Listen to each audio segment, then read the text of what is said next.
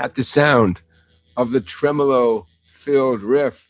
It's a sound you're listening to the 130 SongBike Guitar Q&A live stream here on YouTube. Hey, everybody. Hope you had a great week. I had a great week. Not a bad week. I'm still here. You're still here. Congratulations. We all made it. Good, great, fantastic live stream coming up. Don't go anywhere. I got a bunch of stuff to show you. Musically, also culturally, so to speak. Everything's music related, but I have a bunch of things that might just make you a better musician, and also might turn you on to some things that are going on in the guitar world. A lot of interesting stuff. We have epic, major, fantastic guitar play-along song this week. Probably in the top 3 requested songs I've ever got as a guitar teacher, so stick around for that. We have another great exercise from Nobuki Takamen. You guys might remember that. I'm a big fan of Nobuki Takamen and the stuff he posts online, the guitar instructional material he posts. I'm going to share one of his things with you and give him all the credit. We got a student quote of the week. We have some other weekly teaching features, WTFs, besides the Nobuki Takamen challenge I'm going to show you. We have a poll question up and running. The poll question is relevant to another topic in today's show. The poll question: do you have what it takes? Are you brave enough? Do you have the nerve to play $1 million guitar? If someone said, hey, check out this guitar, it's worth $1 million, and they held it out to you, oh, I don't know. That makes me kind of queasy. So in the poll, the questions, the responses include, sure, why not? You know, once in a lifetime chance, sure, I would do it. If someone just handed it to me. Other options include, no way, I don't want to touch something. What if I drop it? What if something, I don't know, keep that thing away from me. And third option, I wish they would just tell me after I play it. Someone says, hey, check out this cool guitar. You play it for a few minutes, you hand it back, and they say, by the way, that's a multi-million-dollar guitar. That's the poll question this week. We have a segment I call Who's in Town? We have a follow-up to a song we started last week, the Falling Slowly song from songwriter Glen Hansard and Marketa Irglova from the movie Once, right? We started last week. We're going to add part 2 to it this week, so don't go anywhere. Yeah, man. Okay, let's get right down to it. I see we got a bunch of people in the chat already. Ask me a question. Don't be shy. Put a bunch of question marks in advance so I know your question is aimed at me. While the questions are getting ready to come in, let's just jump on something right now. Let's do this thing called I'm calling it the Takamen Octave exercise. I'm going to put it up on the screen right now. This is physically easy. You're not going to have your mind blown by this, but it's a very important kind of exercise. If your screen goes black, say it with me. Don't worry. Don't worry. It's going to be okay. But hopefully in a moment or two, you're going to see what I just put on the screen. I'm going to play it, and then we'll talk about it. The Takamen Octave exercise. I'm going to leave the tremolo on just for fun.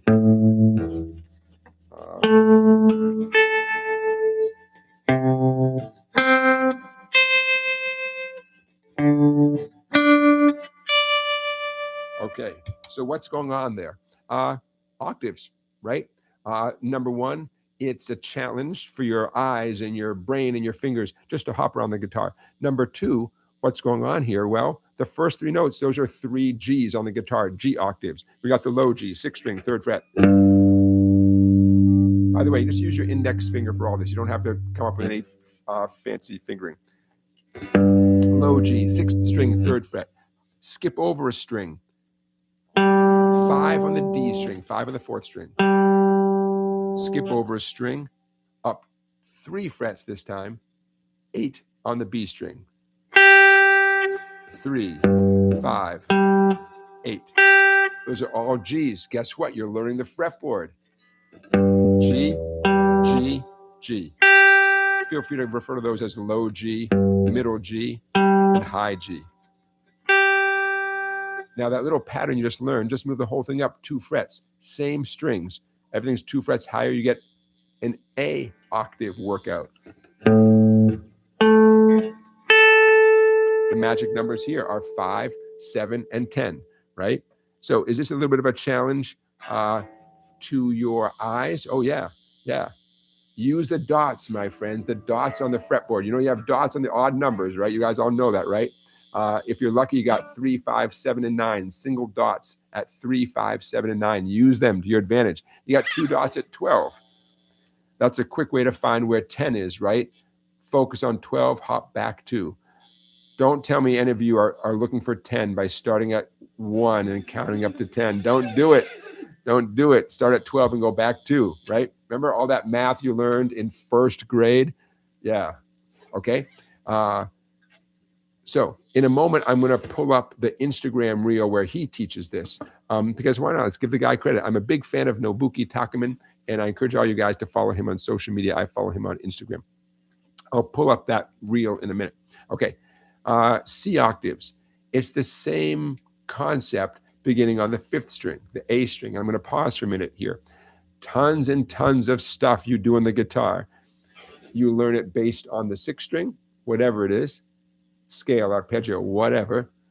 And then you learn it based on the 5th string. The 5th string and the 6th string are the 2 reference points that many, many things are based on. So this PDF you're looking at right here in front of you is no exception. You learn something based on the 6th string. That's the fat string, right? The fat E string. And then you learn that you do the same thing. I mean, literally the same sequence of numbers shifted down 1 string towards the floor. Here's the C octaves and the D octaves. Okay, so at the beginning of this, I said this is not physically hard, right? There's no stretch, there's no F chord, there's no, you know, but it tests your mind and your brain and your eyes and your fingers a little bit, right? And hey, let's face it, you can't have your eyes everywhere, so you're going to have to trust one of your hands. I highly encourage you to look at your fretting fingers and trust your picking hand to follow suit. Okay, hey, let's give some credit to Mr. Takamen here. I believe this has worked well in the past, so I bet it's going to work well now too. Here's where I got this from. Okay, right there, right there. I'm going to stop sharing this PDF, but the PDF you're looking at is going to be available very soon in the PDF section of my website. Let's see. Okay, now you guys are going to hear this. I think if you, here we go. Okay. See what's going on. Oh, he's got those cool diagrams right on the screen, right? There's your D octaves. Hope you guys are seeing what I'm seeing. If your screen goes black, hang in there. Don't worry, don't worry. It'll show up. There's your C octaves, 3, 5, and 8. Here's your D octaves, 5, 7, and 10. So this is a repetitive reel, right? It's going to repeat over and over again for a couple of seconds. Let's watch it for a couple of seconds, right? And hey, give him a follow, Nobuki Takamen, on Instagram. And I wouldn't be surprised if he's on Facebook as well. You guys getting the idea here? This is a great way to learn your fretboard. You learn where all the G's are. Well, not all the G's, but you learn where, you know, 3 of the G's are. You learn where 3 of the A's are, and so on, you know. It's a great way to get your, to get more oriented around your fretboard. It's all patterns. Everybody see that? Okay, let me know if your screen ever goes black for a long time while I'm talking. Jump in the chat and say, hey, man, we can do anything. While there's nothing I can do about it, I don't think there's anything I can do about it. I like to know. But when the screen chat goes quiet, I'm guessing that you guys are on what on the screen, which is great. Okay, so I'm sharing that right there. A link to him that will be in the description of this live stream. Not to worry. I always timestamp these pretty much right after the live stream, and all the links I refer to will be in there. All right. A little something. Look, we're only 10 minutes into this live stream. You got something. You got something to be working on. Cool exercise. You want to memorize it, by the way. 5, 7, 10. Just memorize it. 5, 7, 10. 3, 5, 8. Just memorize it. There's just no way to get good at music without a certain amount of memorization, right? You just got to memorize stuff. And keep it memorized, right? Everything from the names of the strings, you know, to certain scale patterns. You just chord shapes, right? You really can't avoid memorizing stuff. Hey, I'm going to say a bunch of hellos to everyone in the chat. Robert, King Soul Surfer. Hello. Richard, Scott, Stephen, Joseph, William, Randy. Hey, you guys. So you got that? Oops, little bump there. The Tabuki Octave Challenge. When this live stream is over, I'm going to upload that PDF to the PDF section of my website called song-bike.com, song-bike.com. You can become a member and access well over 100. I think we're up to 150 PDFs or more of all sorts of stuff that we've talked about in previous live streams. And of course, what we're going to talk about in this live stream. When you're at the website, by the way, that's where you can shop around and get books and get stuff. My website, you can get a hard copy of Easy Guitar Chord and Lead Tricks by me, published by Hal Leonard. You can get PDFs of the Chord-Melody Songbook Vol.1. And no, I haven't begun work on Volume 2 of this book, but I have been collecting requests for songs for that. Hey, get something for free while you're on my website. It's free. The SongBike Blues Guide. By the way, if you have already got this, then you're on my mailing list, my email mailing list. If you would like to be on my email mailing list, just the easiest way to do it, get yourself this free book from my website, and then your email address immediately gets added to my my email account, so to speak. So even if you're the best blues player that you know of, you don't need this book because you're that good, that's okay. But that's a quick, easy way to get on my email list. Is go to my website, song-bike.com, scroll down just a teeny bit, and you'll see there's a place where it says, want this free book? Just put your email address in and get it. And a lot of other good books there. So we'll talk more about those other books later. All right. Should I sell out? One offer this week, but ooh, it's a tasty one. Smart Water reached out this week and claimed that they were really into what I do for the internet and would like me to sell you on Smart Water. I guess I'm going to pass. I could use some water. So should I sell out? Not this week, Smart Water, but never say never, right? Never say never. Segment I call, should I sell out? Hey, let's learn another thing. I just learned something and I want to share it with you. Many of you have heard of chords nicknamed triads, or triad as a synonym for a major chord or a minor chord. Any chord that has only 3 notes, majors and minors, for example, are sometimes called triads because it's a cool sounding word. Say, ooh, triad, you know. It just means a 3-note chord that doesn't go beyond that. Don't overthink it. For many years, I've wondered, what do they call a 4-note chord? Now, I have to admit, I didn't actually Google it, and I don't care that much, but there it was. It came across I don't know, I saw it in some book somewhere just recently. And drum roll, please. The name of a 4-note chord is a quadrad. Kind of anticlimactic. Triad, quadrad. Now you know. At least that's one name for a 4-note chord. Do you know 4-note chords? Of course you do. Anytime you ever play a 7th chord, A7, B7, C7, those are all 4-note chords. In theory, they're 4-note chords. And now you know another name for a 7th chord. For example, it's called a quadrad, which I have never heard. And, you know, now I know. Quadrad. There you go. This is the kind of thing that comes across my desk during the week, and I make a note. I literally make a note to share with you guys. And there you are. There you go. Scott, I see your question. Scott's asking great questions. Scott, I still have the packaging right here. Bear with me for a second. Scott says, those humidifiers you showed us a few weeks ago, how do you feel now that you've had them for a while? How often do you refill them where you are? I got these humidifiers because the guy who repairs my guitars recommended them. And that's, you know, there's a lot of them out there. I didn't want to shop too hard. If he recommends them, I got them.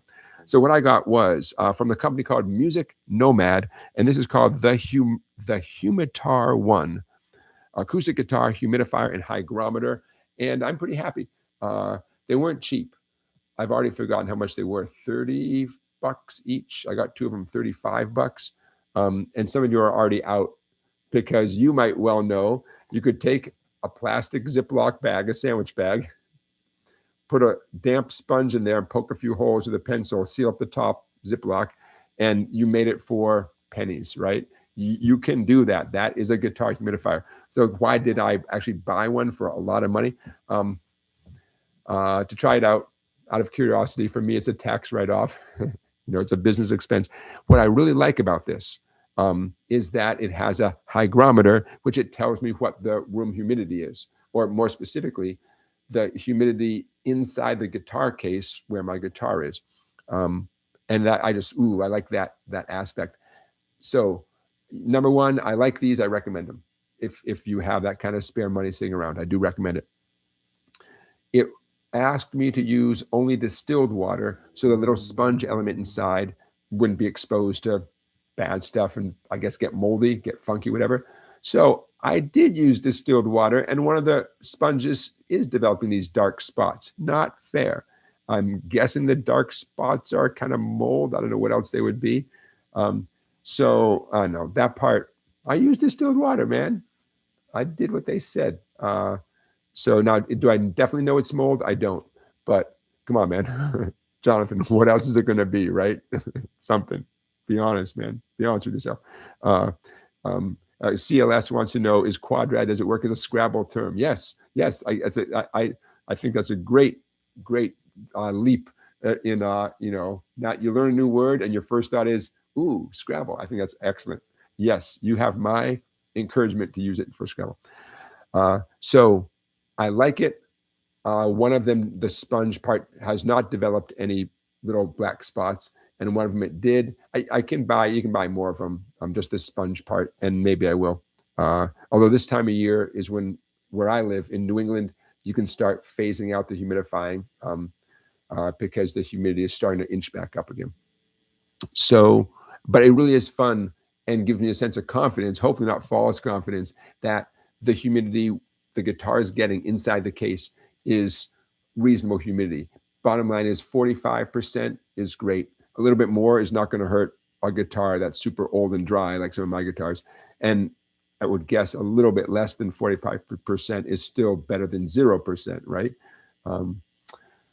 So yeah, I recommend this particular product, Music Nomad. I believe in the description. Yeah, there we go.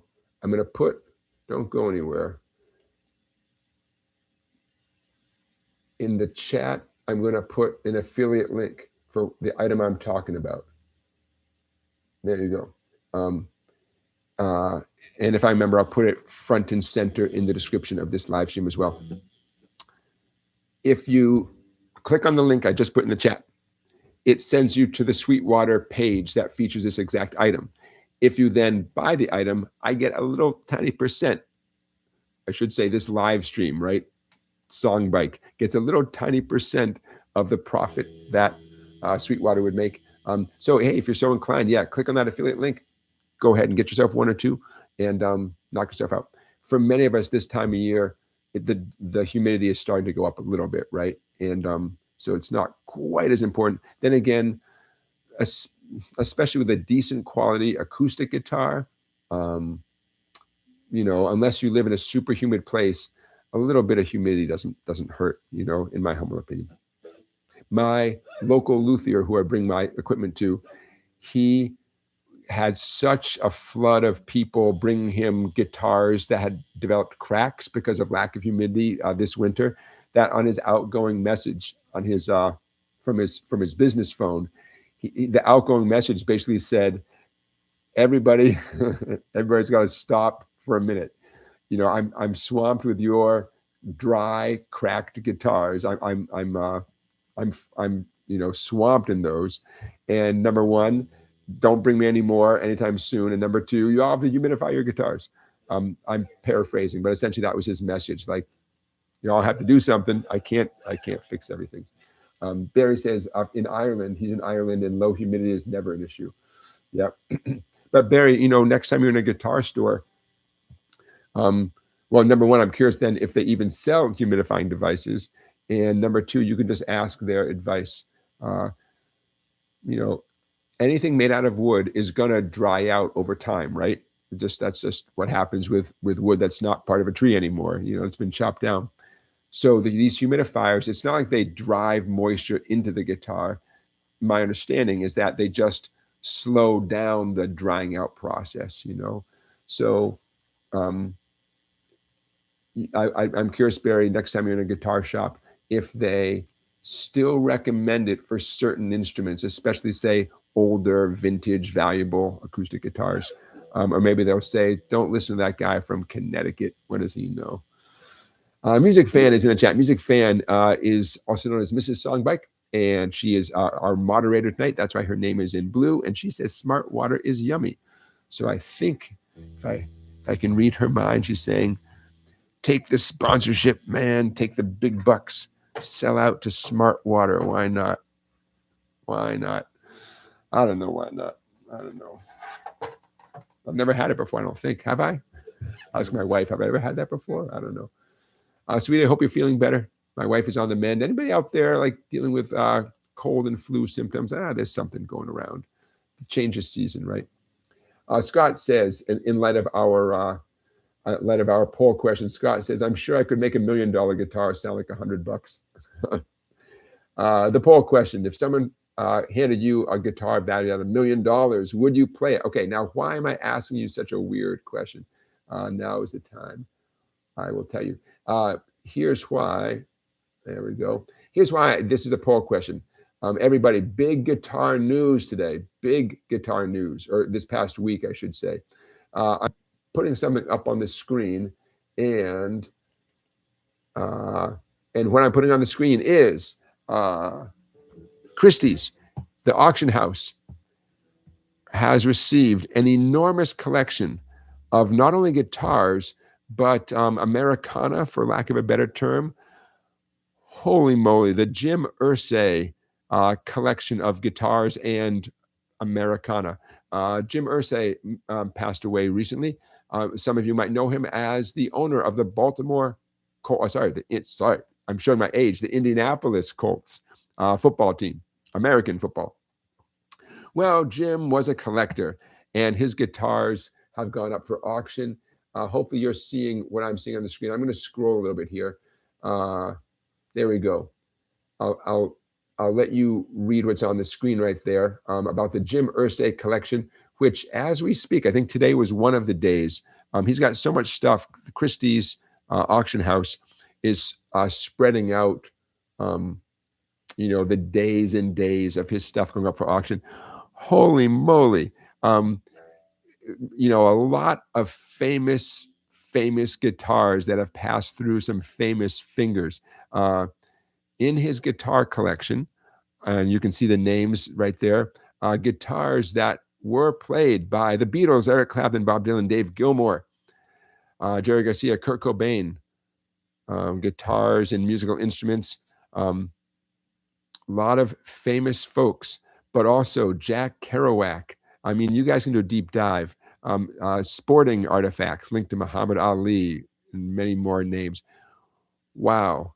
So the Jim Irsay guitar collection, that inspired this week's poll question, which is if you knew a guitar was worth $1 million or multi-millions, such as the David Gilmour Black Strat, which I believe set a record for the most expensive guitar in the world. If someone handed you that, what would you do? Like I said, I get a little queasy with stuff like that. I mean, I don't know if I need that stress in my life. So I'm going to put the link you're looking at. I'm going to put that in the description of this live stream. Here's the dates. One of them looks like the last day was today. So, hey, for all I know, let's click on view results. Why not?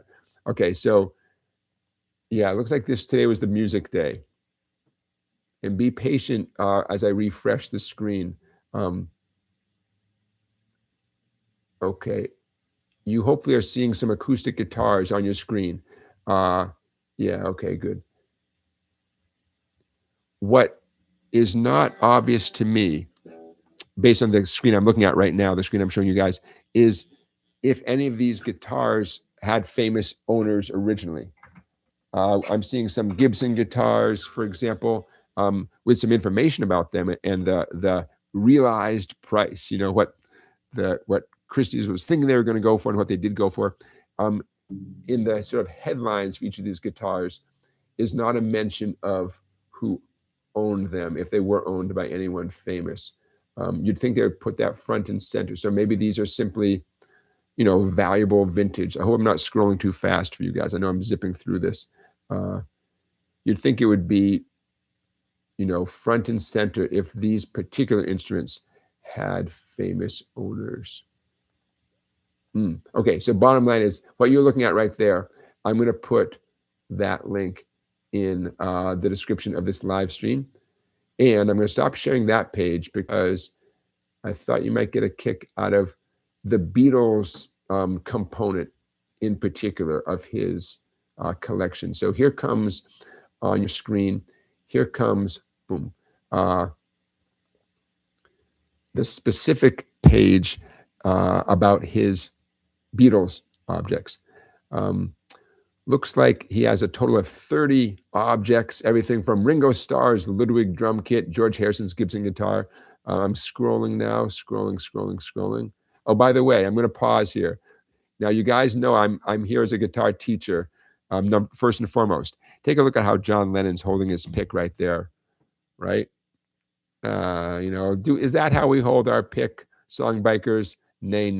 That is not how we hold our pick, pinched between your two pads of your thumb and your index finger. That's not how we hold picks. Look how George is doing the same thing. Guys are killing me. Okay, nevertheless, I soldier on. Okay, hope you guys find this entertaining. I'll keep this short because I realize we are here to become better guitar players, but I can't resist this. So up for auction today was Ringo Starr's drum head from the Ed Sullivan Show, George Harrison's Gibson SG guitar used for a paperback writer and Rain, Paul McCartney's lyrics to Hey Jude. Look at that. Whoa. It looks like you seeing the number I'm seeing right there. Paul McCartney's handwritten lyrics for Hey Jude sold for $1,016,000. Woo. John Lennon's Gretsch guitar. Does that say it sold for $1.27 million? Ringo Starr's first Ludwig drum kit, $2.4 million. I'm rounding up because what's $7,000? $2.4 million. Okay, so I'm going to close out that window. But again, I'm going to put a link to that Beatles specific page also in the description of this live stream. Good times. CLS Create points out that John Lennon would have gone further with better pick holding technique. Chris, I'm with you, man. That's, you won't go far if you hold a pick wrong. Try as you might. I'm kidding, of course.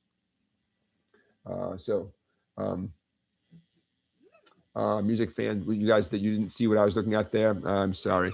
What a tease, right? See, I see it, and so I assume you guys are seeing it too. Sorry about that. Tell you what, let's try that again, and I will chat. There we go. Okay, I'm putting that back up on the screen. Okay. And how about this? How about you guys tell me if you can see this? Okay. And what I hope you'll see in just a moment is the three Beatles, and two of them are holding their picks in a goofy way. And Paul seems to be holding the bass pick. It looks like he's playing bass with a pick, if I had to guess. And it looks like, okay, but see, now I'm not going to tell you which one is John and which one is George. But the two guys holding their picks wrong. Ringo's rocking out back there. He looks like he's pretty good. So check out how John's thumb is wrapped way over the neck of the guitar. He's playing a Rickenbacker guitar, pretty small instrument, right? Wasn't it practically like a 3/4 size, a smallish Rickenbacker guitar? Is reaching over like that with your thumb, with your fretting hand, is that a bad thing? Not at all. maybe he's doing it intentionally to dampen out the bass strings, so he can, really strum with wild abandon with his strumming hand and not worry about the bass notes making any sound. So where your thumb goes, you're talking about your fretting hand thumb, where your thumb goes is negotiable, right? You put your thumb wherever it serves the purpose, and sometimes reaching around like that is not a bad idea. Look how George's fingers, there's George right in the center of the three. See how, look at his thumb. His thumb is like back in the curve of the neck, pointing straight up towards the ceiling. Let's give him props for that. Looks like he's doing a bar chord right there. Yeah. Yep. Paul, look how Paul's fingers are curved so nicely on his bass. Ooh, very nice. Okay, so now that you guys are seeing the Speedos thing, I'm going to scroll a little bit. There's up for auction. There's Ringo's drum head. Oh my God, almost 2.9 million for the drum head. The drum head. Oh man. George's SG went for 2.27 million.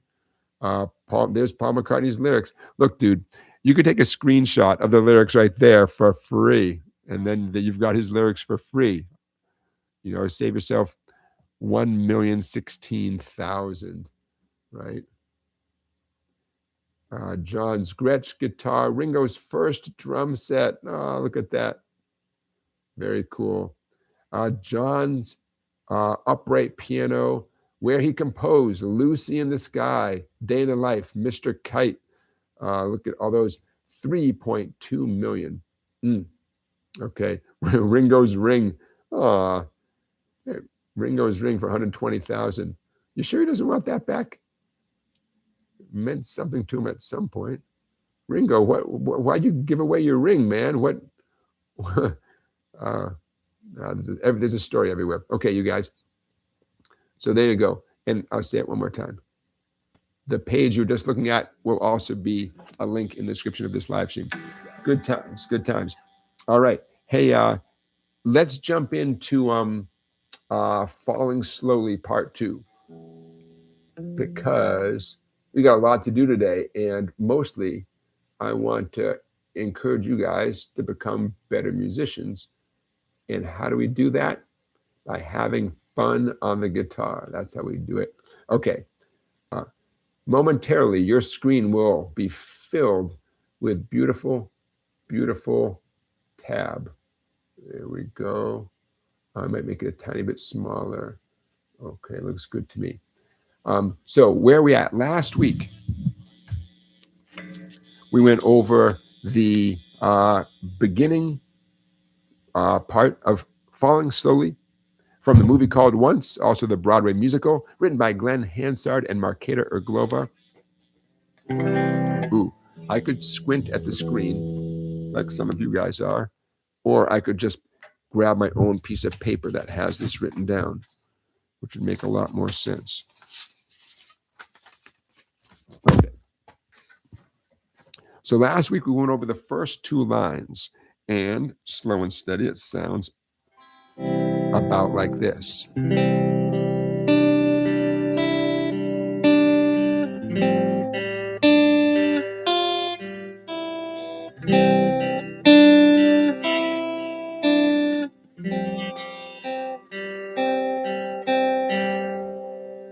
Okay, what I did just there is darn close to what Glen Hansard finger picks. You and me are doing it with a pick. Why? Because you can, because it's a cool picking exercise. I'd be happy to show you guys how to finger pick this. What I can tell you though, is this is great preparation for finger picking it. So let's do it with a pick because it sounds nice with a pick, and it has its own challenges.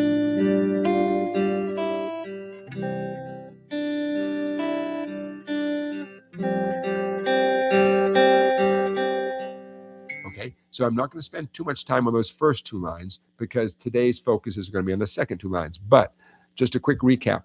The first two lines, it's really just two chords, good old C major, and with the index staying in the same place, a chord called, drum roll please, F, suspended 2.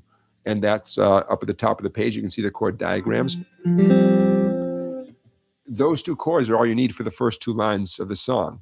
The first two lines represent the intro and what I'm calling the verse, because the second two lines here, I would call that a pre-chorus, or let's call it a pre-chorus. So the first two lines are pretty much what you have to get good at. You can't, even if you just want to play a little fragment of the song, it's those two lines that represent the heart of the song. Down, up, picking. If you're good at down, up picking, great. If you're relatively new or inexperienced with down, up picking, you will never regret mastering that as a skill. And there's a pattern here. Quick reminder, that boxy shape means a down pick towards the floor, a downstroke. The V shape means an up pick towards the ceiling. By the way, those symbols come to us courtesy of violinists.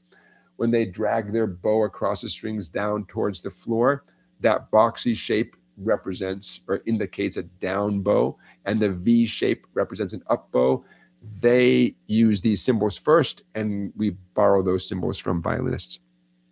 Okay, do you notice a pattern? Every other note for the whole first two lines, every other note is an upstroke on the open third string. Down, up, down, up, down, up, down, up. That's a good thing. That means just keep telling yourself, every other note, it's the same thing, right? It could be so much worse, right? So every other note, upstroke on your open G string, your open third string. Now you know. Now you have no excuse for not doing it. If you have to slow down to get it right, that's the point, you dummy. You have to slow down and get it right. In fact, if you're not slowing down, you're doing it wrong, right? Prove that you're doing it right by slowing down and paying attention. I'm just giving you the same advice I give myself.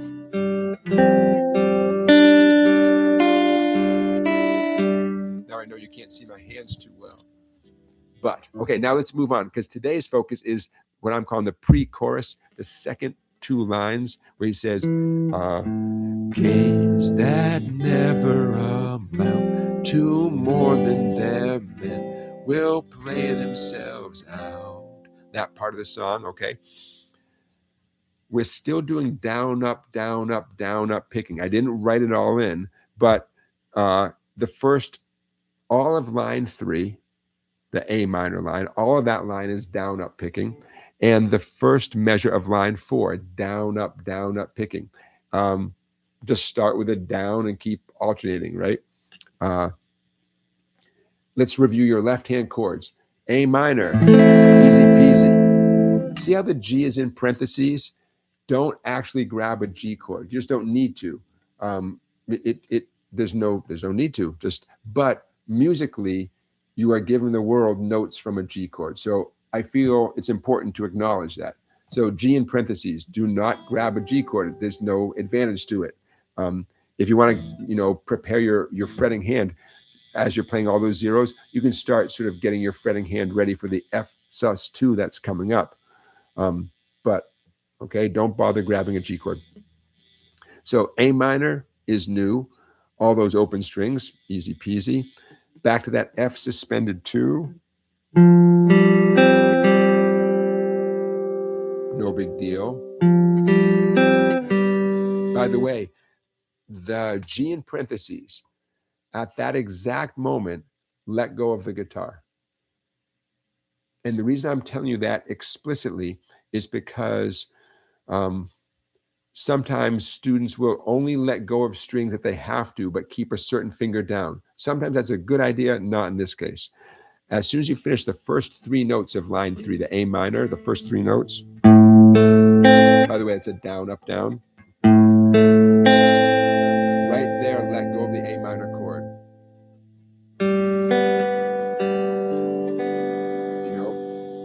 Okay, so line 1 is 16 notes just alternating down, up, down, up.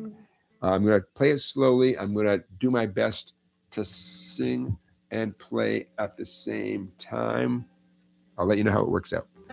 Line 3, slow and steady with down, up picking. Games that never amount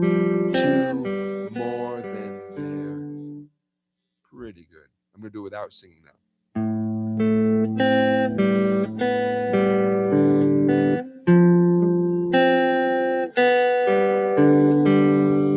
I'm getting there.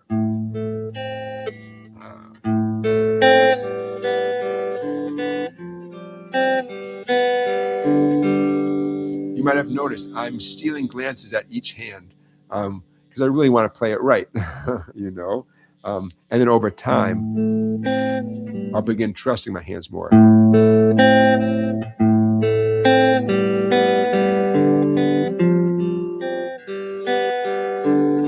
Notice that line 3, the first 3 notes of each measure are different, but the zeros, the 5 zeros, are the exact same, right? Just about. Ooh, there might be a typo. The last note, the final note of line 3, that 0, I think it's supposed to be 0 on the second skinny string. How am I going to check that? Well, my friends, what you're looking at was based on the finger-picking version from this book called First 50 Songs You Should Fingerpick on Guitar. That's my reference. And dun, dun, dun, dun, yes, if you're playing at home, the final 0 of line 3, right above the word there, should be a 0 on the second skinny string, the same way it is in the first measure of line 3. Okay, and I'll fix that before I upload it to the website. Okay, you guys good? Right? Now, you might love this song. I hope you do. It's a beautiful song. You might not even know this song. You might think it's okay. As a guitar challenge, it's a great guitar challenge, you know? Okay, line 4. Line 4 starts off the exact same way as line 3. We're going to skip over that part and get right to where it says F with a hammer on.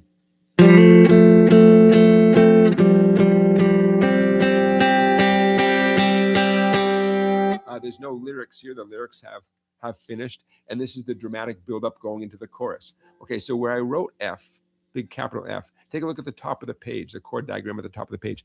It's a 3-finger F, no bar. Do not squeeze the skinny string. Don't even touch the skinny string. It's not worth it. I mean, if you can't help but bar the skinny first string, I guess go for it. But you're working harder than you need to. We're ignoring the first string. Don't worry if the first string can ring clearly. Just stop thinking about the first string, and I'll stop talking about it. But you do need a hammer-on the 3rd string, 2nd fret.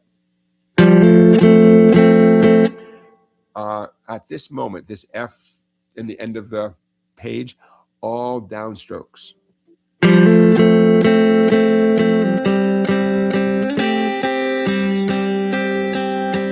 Okay, so what do we have? We have that hammer-on. Oh, so pretty, so harmonious, because it's a 2-string strum with a hammer-on built in. By the way, hopefully the guitar's not too loud. You want the guitar louder? I'm going to turn up the guitar a little bit louder on your end, and you can tell me if it distorts. Hopefully it won't distort. Oh, it's not a great sound. Now, ring and middle. I'm still on the final measure of the song, right under that capital F. Please put your ring finger 3rd fret on the D string, on the 4th string. Your middle finger is ultimately going to do that hammer-on. My challenge to you, the hammer-on is successful for 2 reasons. It's successful if you can hear that note, right? 2nd fret on the G string. Hammer-on is also successful in this case if the ring finger note is still ringing even after the hammer-on. It's harmony, right? That's what harmony sounds like. Now, add on your 1st finger, 2nd string, 1st fret. That's the B string, 1st fret. Now you have that 1, 2, 3, 3-finger F. 4 downstrokes. Lift off your middle finger, 3 downstrokes. Last thing, this is the easy peasy. Pinky, 1st string, 3rd fret, 8 downstrokes. big buildup going into the chorus. Slow motion, the F measure all the way to the end. Slow motion.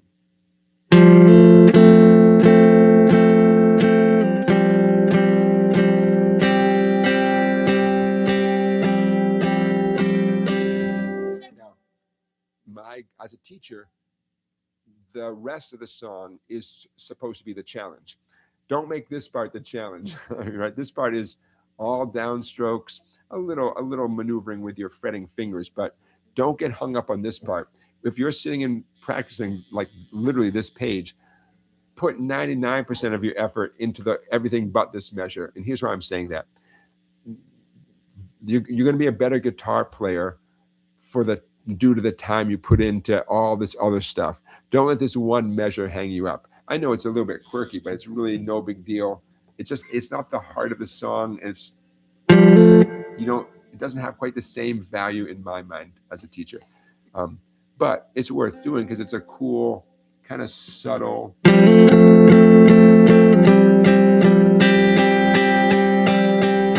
Nice little strumming part. Okay, I'm going to stop talking so much.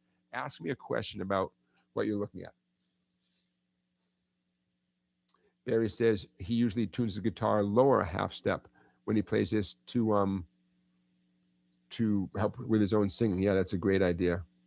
Another great reason to have multiple guitars, right? Hey, Chaz. Chaz is checking in the chat from South Beach. Chaz, welcome. Hey, Barry, thank you so much for your super chat donation. I appreciate that. A super chat is a great way that you can support this live stream. Just click on that $ in the chat, and it'll all be obvious. Yeah, Barry makes a good point. One of the reasons to finger pick Falling Slowly is it's such a soft tune. I mean, it's appropriate. And it is. I 100% agree.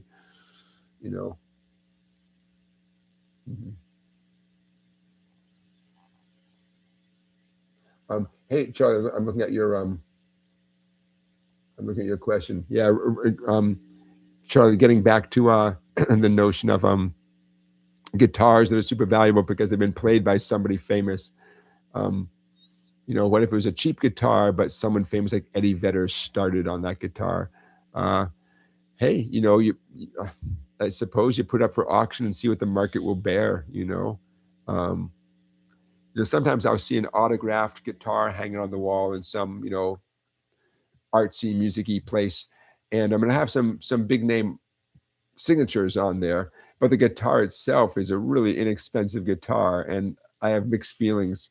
Then again, if a guitar is going to get locked up in a glass case, I guess I'd prefer it to be a guitar that's not super valuable anyways, like not, because I mean, a beautiful guitar that's made well and made with lots and lots of care, that really should be out being played by somebody in the world, right? Oh, well. Okay, so I'm going to take a breath and do the right thing, which is to have a drink of not smart water. Talk amongst yourselves, but do put a question in the chat.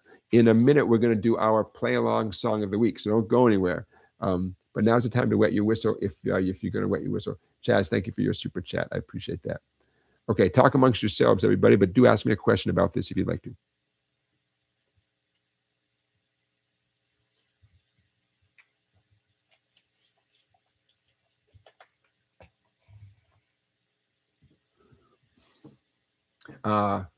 March 22nd. Now is a good time to remind you guys. I'm going to close out this window, okay? Boom.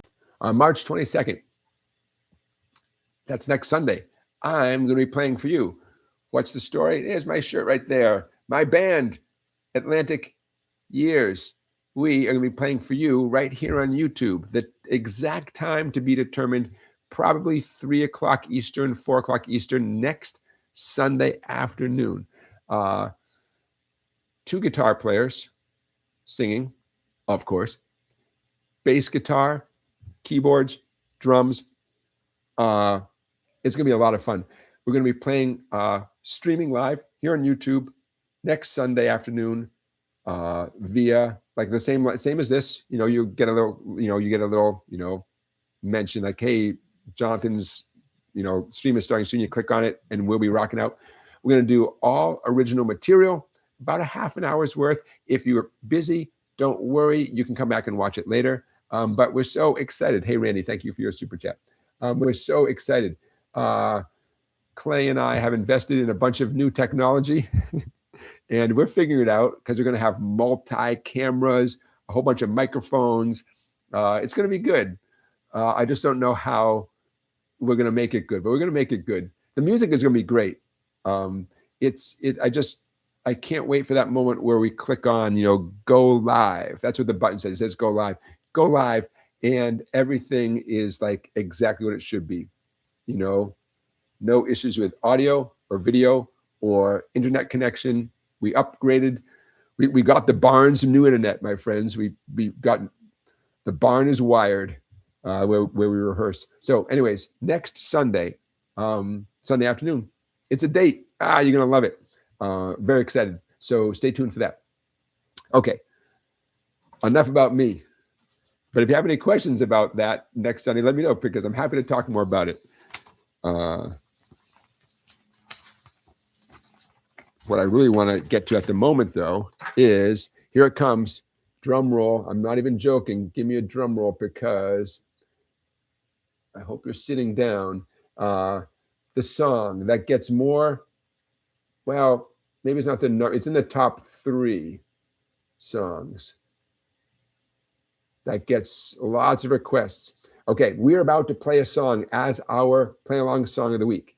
And we're going to do the strumming version of it. And I can explain. Are you ready? And 5, 4, 3, 2. Hopefully you're seeing what I'm seeing on the screen now. This week's reason why I'll be sharing revenue generated from this live stream. The reason this week is Hotel California by the Eagles. Probably one of the most copyright protected songs, I'm assuming.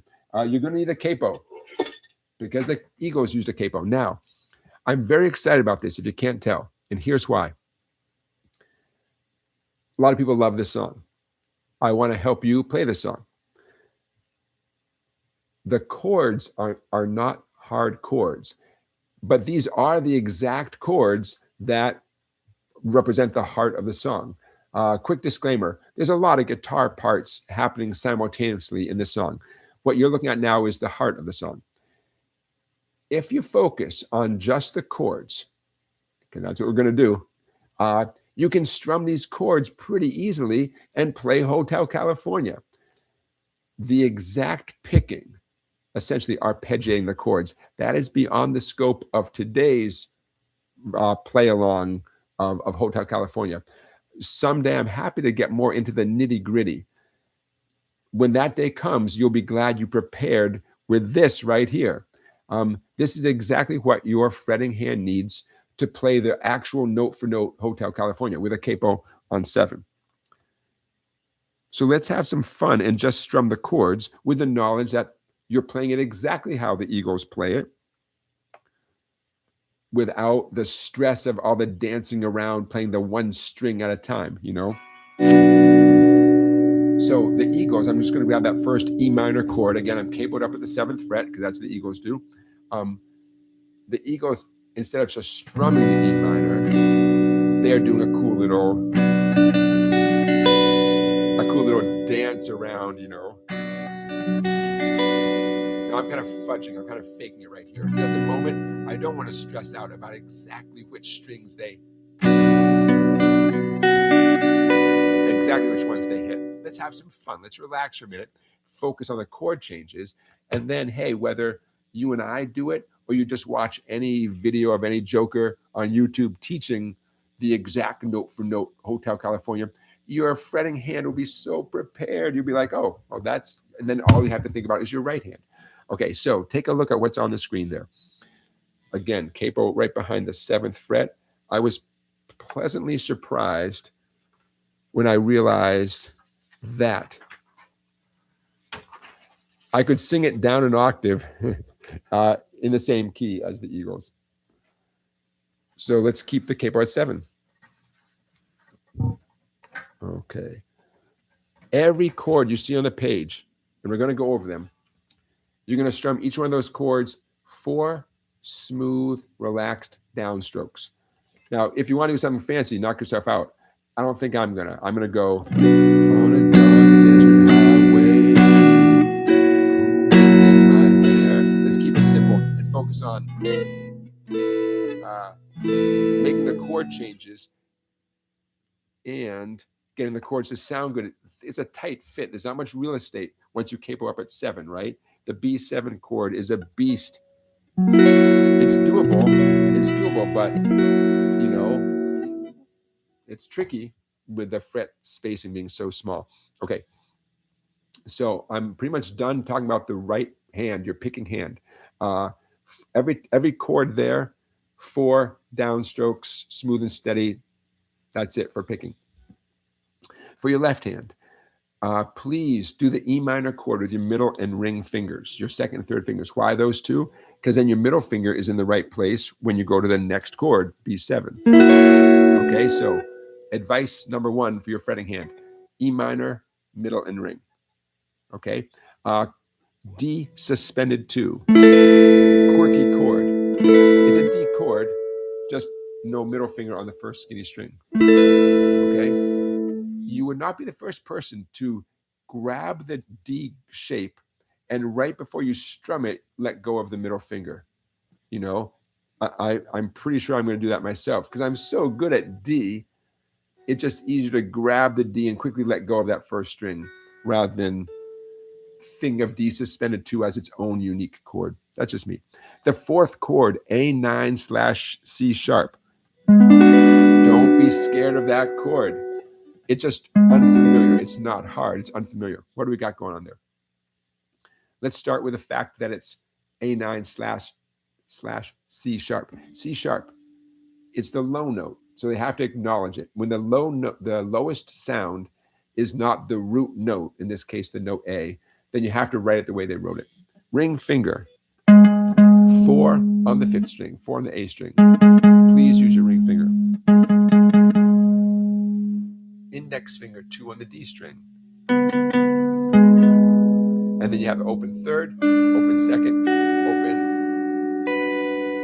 1st. It's a weird sounding chord. I never played this chord in anything else, just Hotel California. In my mind, it's the Hotel California A chord. Again, don't let the name hang you up. Forget the name. Let's call it the weird A chord. Not a hard chord. Sadly, there's no quick shortcut to get there. You just have to jump on it. Okay. Ooh, but the next chord, C major, guess what? Ring finger, just glide it back 1 fret. Same string, and there's your C major. Okay? So the advice so far, E minor with your middle and ring. D suspended 2, just a D chord with the open, skinny first string. The weird A chord. Ring and pointer, no big deal. First finger, 3rd finger, no big deal. You'll get used to it. C major, got it. G, I'm always going to recommend doing G with your middle ring and pinky when it's coming right after a C chord. Okay. A minor 7, easy peasy. It's 2 fingers. It's like an A minor with no ring finger or a C with no ring finger. And you're back to the B7 again. After the B7, the end of line 2, see that repeat sign? Those 2 dots and a skinny vertical line, a fat vertical line. You always play this section twice. You know, that you could say there's 2 verses before you get to the chorus, however you want to put it. The top half of the page always happens twice. Okay, guess what? All the work you just put in, the second half of the page, the chorus, easy peasy. We're going to the Hotel California. Such a lovely place. Such a lovely place. I mean, this is California. Not much to say about the second half of the tune. The chorus, it's, you know, pretty much, I don't know, C and G. I mean, yeah, the first half of the tune prepares you for the second half of the tune. Okay, we're going to start this in 2 seconds. Questions, comments? Are we going to do the entire tune? Let's do it. I'm not going to do the awesome guitar solo, but what I'm looking at here in my lyric sheet, essentially, the verse section happens twice in the chorus. The verse section happens twice, chorus, verse section happens twice.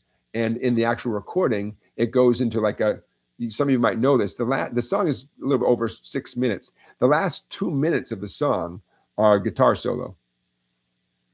Epic. It's epic. So the song is over at 4.5 minutes. I mean, the lyrics are over at 4.5 minutes. The song is over at 6.5 minutes. Go figure. It was the 70s. Why not? Why not? I'm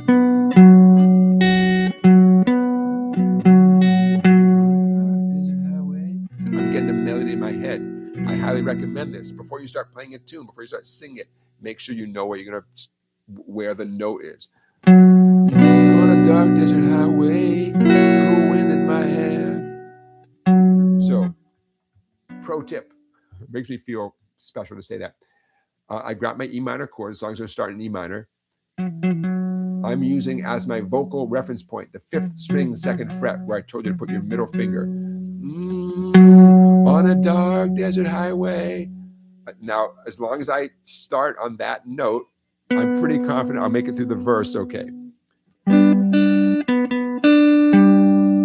Welcome. And the chorus starts in the C chord, the bottom half of the page. My vocal reference point is 5th string 3rd fret. Okay? Now, why am I showing you this? Because I don't want you to make the kind of mistake that I've made in the past, and I probably will make occasionally in the future. You start playing the tune and the chords are happening, and then you have to find the note to start singing on. And you have to take an educated guess. I don't know. Under pressure, I'm ready to go if you're ready to go. Let's do this. I'll see you on the other side. 2, 3, 4. On a dark desert highway, cool wind in my hair, warm smell of eucalyptus rising up through the air. Up ahead in the distance, saw a shimmering light. My head grew heavy and my sight grew dim. Had to stop for the night. There she stood in the doorway. I heard the mission bell. I was thinking to myself, this could be heaven or this could be hell. Then she lit up a candle and showed me the way. There were voices down the corridor. Thought I heard them say, welcome to the Hotel California. Such a lovely place, such a lovely face. Plenty of room at the Hotel California. Any time of year, you can find it here. Her mind is Tiffany twisted. Got the Mercedes Benz. Got a lot of pretty boys she calls friends. How they dance in the courtyard, sweet summer sweat. Some dance to remember, some dance to forget.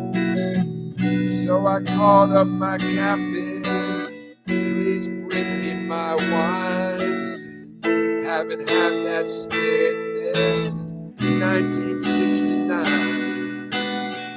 And still those voices are calling from far away.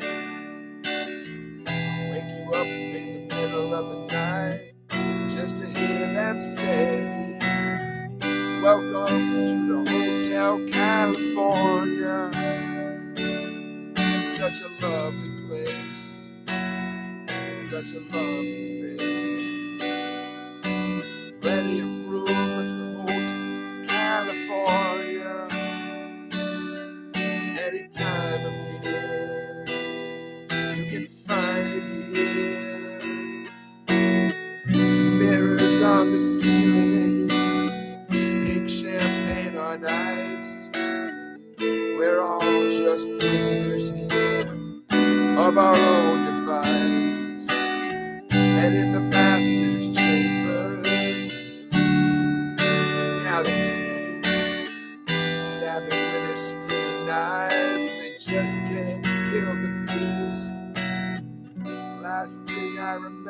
river, running for the door. Had to find a passage back to the place I was before. So axe in the night band, programmed to receive. You can check out anytime you like, you can never leave.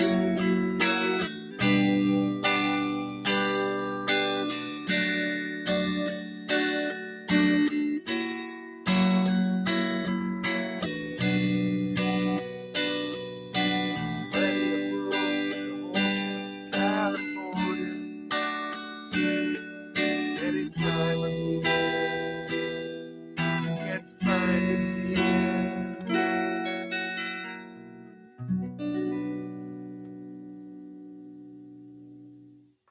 How'd you do? Ooh, I'm going to give myself a B+. I hope you got an A- or an A. I didn't have an exit strategy. I know where I stopped playing the last verse. You can never leave. I know it goes into the guitar solo. If you were doing this at an open mic, you'd have to have an exit strategy, right? I decided to go on to the chorus chord changes. But technically the choruses are done. There's no more sing the chorus. I don't know. I decided to go for it. Just do the chorus chord changes. The chorus ends on the B7 chord, a very unresolved sound. I made the executive unilateral decision to end on an E minor to resolve the B7. Seventh chords are full of tension. Every seventh chord wants some resolution, or makes our ear want some resolution. So I decided, instead of just letting that B7 hang in the air, to resolve to the E minor. Logical, right? Okay. I missed a chord change here and there. The show must go on. You can't stop, right? You can't stop. Yeah. Scott saying, I need to get used to the last two chords in the first line. Right. Yeah. Yep. A lot of value in adding this song to your repertoire. Number one, if you love it, hey, then you're going to be motivated to pick up the guitar in the morning. But anytime a song introduces one or two new chords, but mostly has familiar chords, then it kind of eases you into, getting new material, adding new things to your bag of tricks. Okay, so just to recap, these are the exact chords, the exact capo position that you would need if you wanted to play the note for note intro versus everything. By keeping the strumming super simple like this, it gives you a chance to focus on the chords and get those perfect. And then you can always go back, or you and we can go back and get the picking going. Sitting around the backyard barbecue, the swimming pool, the beach, what we just did, that's a really appropriate way to play it. People want to sing along. People want to do the air drums. I know if you're like me, you are hearing all the cool little guitar riffs that are on the original recording, right? All the little extra stuff. It's weird hearing it without those, right? It's weird doing the song and not hearing the entire song. Oh, well. So my sales pitch to you, there's a lot of benefit and a lot of value to strumming it exactly how we just did. You're sitting with friends and family. They don't need you to do every note exactly the same. They need the chord changes. They need the steady strum. And you'll be the life of the party. Yeah, Chris is asking a good question. Yeah. Even though in principle, you should snug your capo up right behind the 7th fret. If you ease the capo back a little bit towards the 1st fret, towards the nut, you just might get a tiny bit more space. The drawback of doing that is you might get some string buzzing. That's why we put the capo right behind the fret. It's why we press our fingers ideally right behind each fret, because you don't want the strings to buzz at all. So, but yeah, Chris, you bring up a great point. You can fudge it a little bit with a capo and see if that helps. But it's a tight fit no matter what. So those of you who have small hands and small fingers, this is your chance to shine. every hand type has advantages, right? So in this case, those of you who felt your fingers just aren't big enough for guitar, that you do better if you had larger fingers, this song is an example of the opposite. Okay, fun, good. All right, I'm going to close down. Again, that what we just did will be uploaded to my website in the PDF section very soon, right after the live stream, and so you can access it right there. Fun. Okay, everybody, I'm going to take a quick look at my agenda.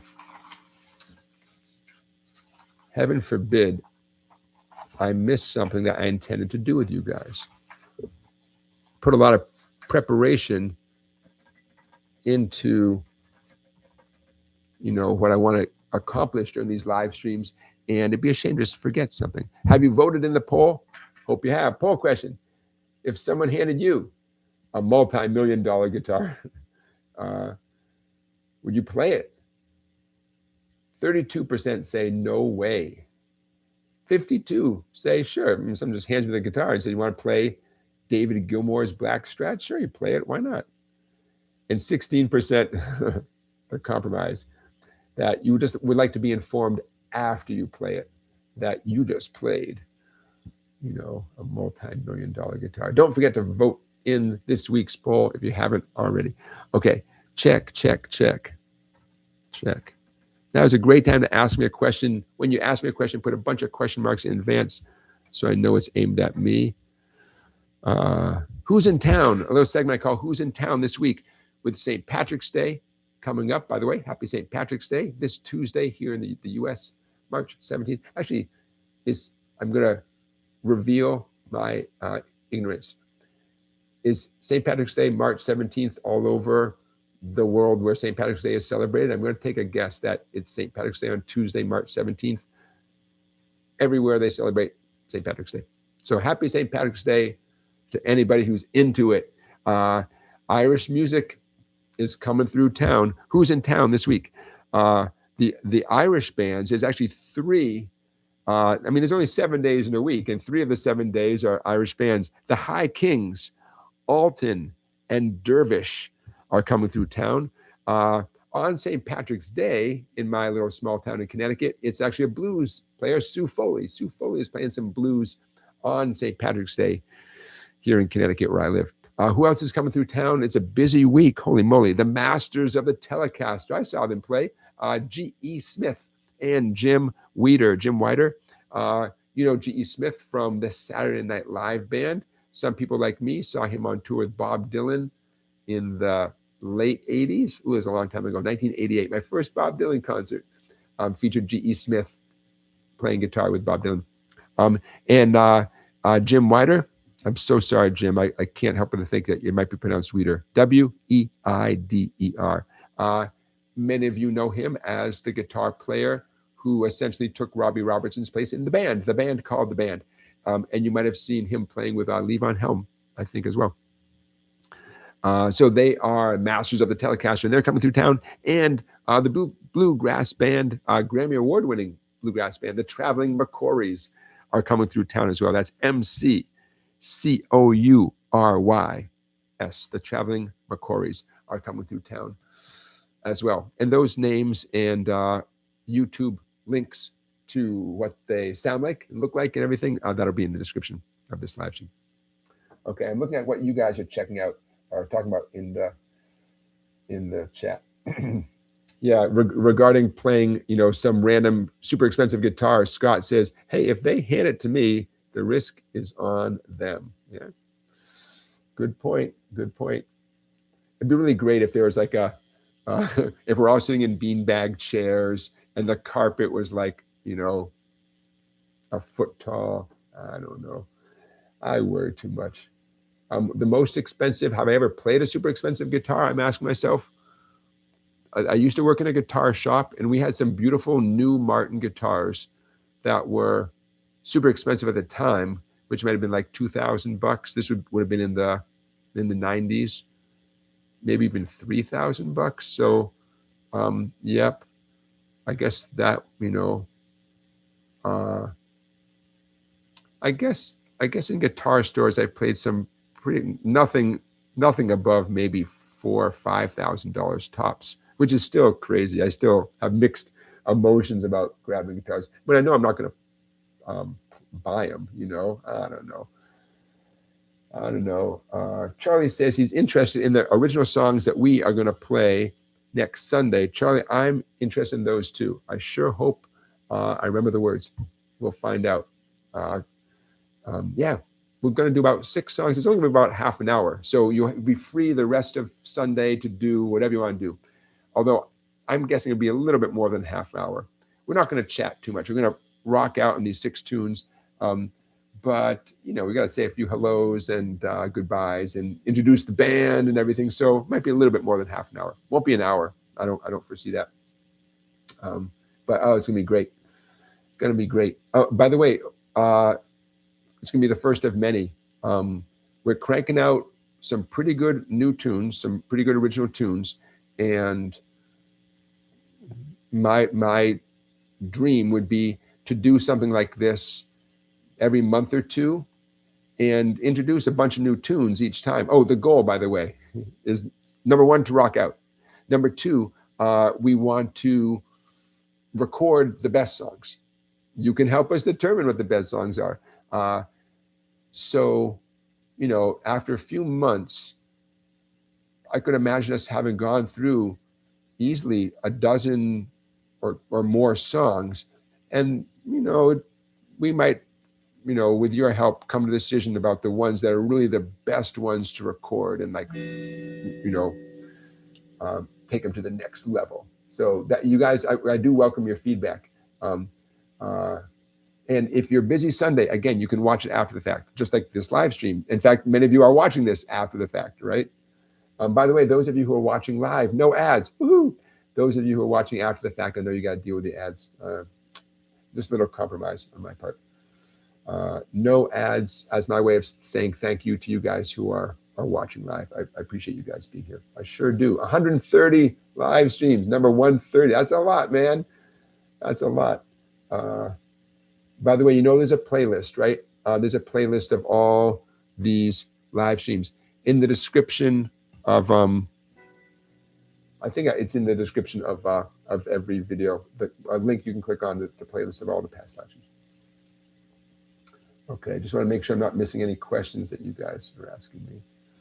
All right, I'm checking off some stuff here. Check. Student quote of the week. Why not? If not now, when? This is not musical directly, but long story short, I was waiting on packages. Some packages were coming from FedEx, some packages were coming from UPS, because I ordered a bunch of stuff for the live stream, some new audio, some new video stuff, very fun, from Sweetwater. And UPS delivered exactly when they said they would, and FedEx didn't. So I was chatting with the UPS driver about, like, you guys are kind of on the ball. At least, hey, no offense for those of you who might have a great relationship with FedEx, just that my recent experience, UPS nailed it and FedEx didn't nail it. So I said to UPS, geez, you know, what's the difference between you guys? And the UPS driver told me how much money he got paid, including health benefits, which is more money than I make. But he said UPS, his exact quote was, UPS holds it over your head. Like, they know they're paying you a decent wage, but they make you earn it. And I didn't ask him to elaborate with details. But I thought, oh, that's interesting. So the student quote of the week, I was telling this story to one of my students, and the idea that you are being compensated for your efforts, but there's this pressure that comes along with that, and makes it tricky to, makes it tricky. And I think he made up this phrase. You guys correct me if I'm wrong. He said, oh yeah, it's the golden handcuff.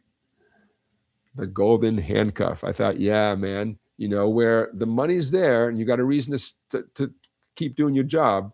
But you also really can't leave. Like, you got to hang in there, whether you're waiting for a pension or whatever.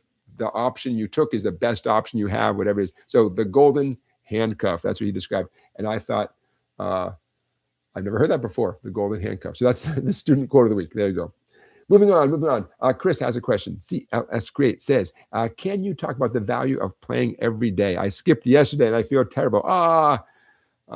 Well, don't feel terrible, but you know, especially if you have a streak going. Anybody do that? Like, oh, I practiced 10 days in a row without missing a day. That's kind of fun, right? So the value of playing every day. Well, yeah, your fingers just feel so nimble, you know.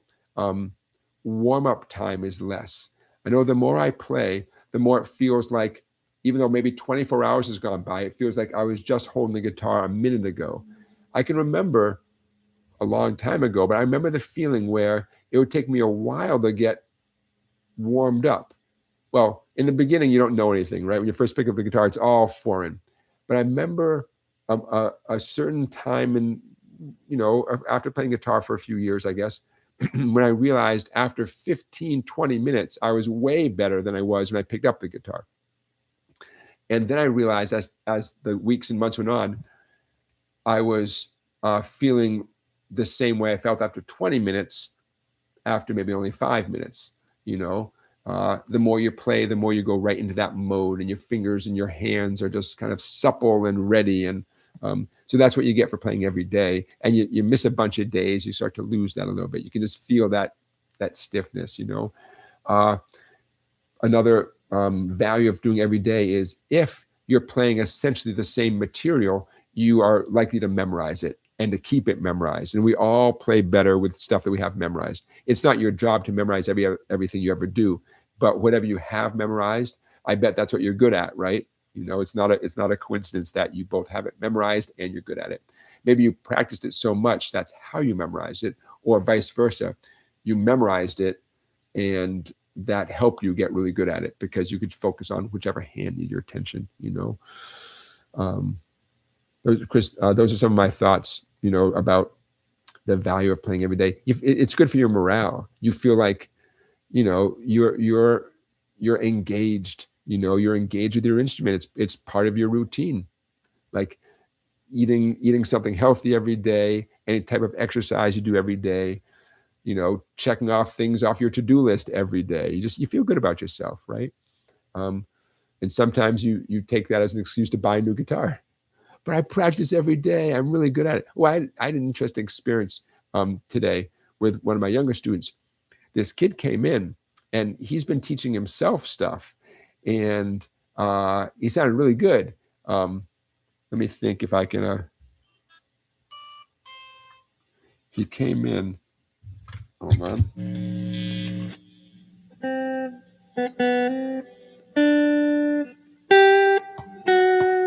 He was playing Fast Car by Tracy Chapman, but he was just playing like this nice little melodic line, like. He's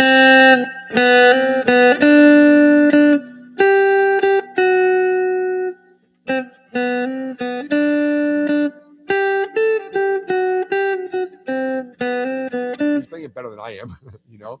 And I hadn't taught him that. He just learned that little melodic line. I forget if he said if he did it by ear or not. But then he had a couple of tunes like that just, and from my point of view, that's a motivated student. That puts the student immediately in another category, especially when it's a kid, but really actually anybody. But when a kid does that, I mean, they could be playing video games, they could be doing kid stuff. And instead the kid sat and worked on that little melody from Fast Car. Dude, that you don't see that every day. So here's the story though. The story is that at the end of the lesson, mom came to grab him, and mom said something like, well, you know, I would like to see him do more practicing. And I was like, whoa, wait a minute. He's definitely been practicing. She says, well, he should be doing the stuff you gave him. I'm like, well, number one, I think he is. But number two, dude, he's playing these songs and getting them right, either by ear, whether he's doing it by ear or doing it by watching a video or whatever, he's making the effort and he's succeeding. So that is practicing. That's as good as anything I'm going to give him, you know. So that was a little interesting story today. There can be a little disconnect sometime between what the student is clearly doing and what the household perceives is happening. So I like to kind of be an ambassador between the two, kind of a diplomat to run interference between the two. CLS Create, you just remind me of that because the kid clearly has been playing every day. And I don't assume that kids are going to play every day. In fact, I assume the opposite because that helps me stay sane. And so when someone clearly is self-motivated like that and putting in some time and taking some initiative, makes my day. So you just remind me of that with your question. Okay. Hey, give me a follow on Instagram or Facebook. A bunch of you do already. Thank you for following me. On Instagram, you can find me at songbike.guitarlessons, or just do a search for the term songbike. But songbike.guitarlessons is how you can find me on Instagram. On Facebook, just 3 separate words: songbike, guitar, lessons. Songbike is all one word. But again, I think if you just do the search for the term songbike, you'll find me on Facebook pretty easily. And that's how I stay in touch with you guys and share stuff. Okay, you guys, look at this. We are moving very quickly through what I'd hoped to do. So I'm going to take a second and I want to show you. Every once in a while I forget to mention stuff. And so I'm going to keep this short. I was asked what beginner books I recommend to people. And I don't recommend any beginner books for people because they're so boring and they're so focused on one thing at the expense of everything else. And I don't like them. So I wrote my own. And some of you might even have these and some of you might be familiar. I wrote my own books for beginners. And the way I wrapped my little mind around what a quote beginner is in the title. These books are available for you anytime. The Guitar Week 1. Get what it means? You just got the guitar. It's your first week. That's the one for you. The Guitar Month 1. See a theme here, right? You got the first book. You went through it. Okay, now you've had your guitar for a month, And drum roll, again, the Guitar Year 1. I'm super proud of this series. I have not offered these to a publisher because they're too good. I just want to sell them to you guys. It's too logical. And I couldn't bear to think of a publisher not seeing how practical these books are. They're super practical. And they're so good. So these books can be yours as PDFs. That means as soon as you click, that gets emailed to you as a PDF instantly. www.song-bike.com. And just scroll down and you'll see the Guitar Week 1, the Guitar Month 1, the Guitar Year 1. If this sounds like I'm just pushing my own product, darn right I am. I love these books so much. So these are written for people who don't take lessons with me. If someone's taking lessons with me, I can do all this stuff. But I really want to create something where someone who, for a variety of reasons, can't, sit and take lessons with a teacher every week and just wants to do it on their own schedule, which is awesome. It's great. So I highly recommend those books, especially, well, for everybody. But if you've had mediocre experiences with books that were recommended as like a good book for beginners, I get it. If there was a great book out there, I would not have taken the time to write those books. So now you know. Song-bike.com. While you're at the website, check out the other stuff. Almost everything that's for sale, the instruction material, gets emailed to you as a PDF. It does not arrive in your physical mailbox. Good news is you get it instantly, and now it's on your computer. You can make the pages larger, right? So you can read them better. And the exception to all of that is that first one I showed you. I have my house copy here. This one I do mail right to you. Easy guitar chord and lead tricks, a guide to elevating your playing. I did not choose the title or the subtitle or the rockin' picture of the long-haired dude playing a Strat on the cover. But thanks to Hal Leonard Publications for publishing this book. It's a cool book. Imagine like a few dozen like little lessons, like 1-2-page lessons. And there's a code that you type in at their website, and then you can see a video of me playing through all the stuff. They told me no talking. Don't talk during the video. Dang, man. All right. Yikes. That was my reaction. I was like, yeesh, okay, I won't talk. But I did use a variety of kind of cool guitars. So if you get the book and if you go to their website and watch the accompanying video, hey, little perk, you'll see some a cool little variety of guitars I use for the different lessons in the book.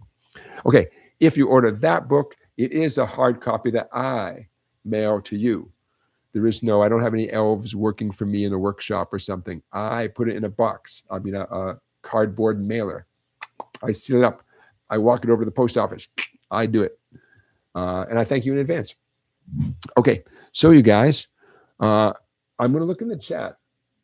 Beginning guitar lessons is encouraging you guys to hit the like button. And I think that's great.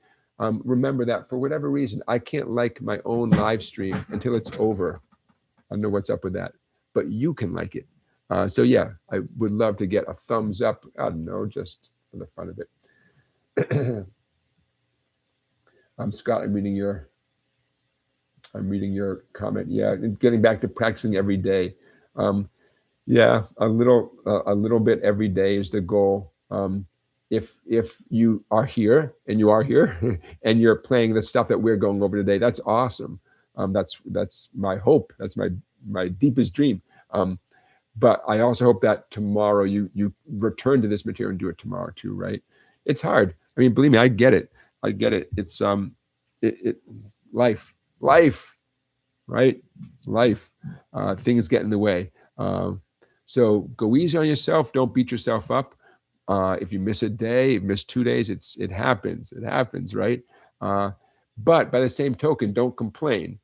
You know, you play the guitar once a week and you say, oh, that song's hard. Not hard. It's not hard. You know, especially if it's something that a teacher said, hey, this is a good thing for beginners, or this is something I think you can do. It's not hard. You know, it's been decided. It has been decreed that you are capable of doing it. But you play it once a week. Yeah, it's going to be foreign. It's going to be weird, and which is fine. Just don't tell anyone it's hard. Practice it an hour a day, and then you're allowed to have an opinion, but you won't think it's hard anymore if you do an hour a day. You know what I'm talking about? Of course you do. Of course you do. All right, you guys. Look, I know we've been going for only 90 minutes, but man, I did what I wanted to do. So if you guys are good, I'm good. You know, where I am, the sun is still out. I'm so happy.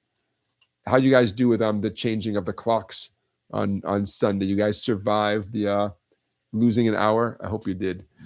I hope you did. All right, so to recap, number one, thank you for watching. I'm here because of you. Thank you for asking questions in the chat. That makes my day. Thank you to those of you who gave Super Chat donations. Almost everything we talked about today, maybe everything, will be reflected in the description of this live stream. The description will be time-stamped. The video will be time-stamped. Much of what we talked about today will be in the PDF section of my website, song-bike.com, very soon, within the next hour or so. Become a member, access all that stuff. It's $10 a month, worth every penny, and then some. Next Sunday, let's have a date. You and me next Sunday, about 3 in the afternoon. That's a tentative time. We'll firm it up. Trust me, we'll firm it up. I promise.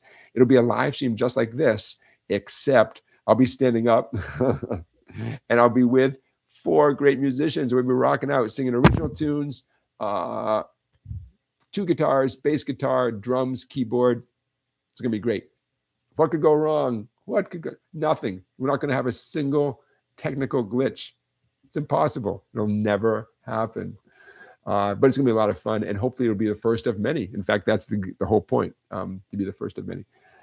So I hope to see you next Saturday doing this exact thing, for sure.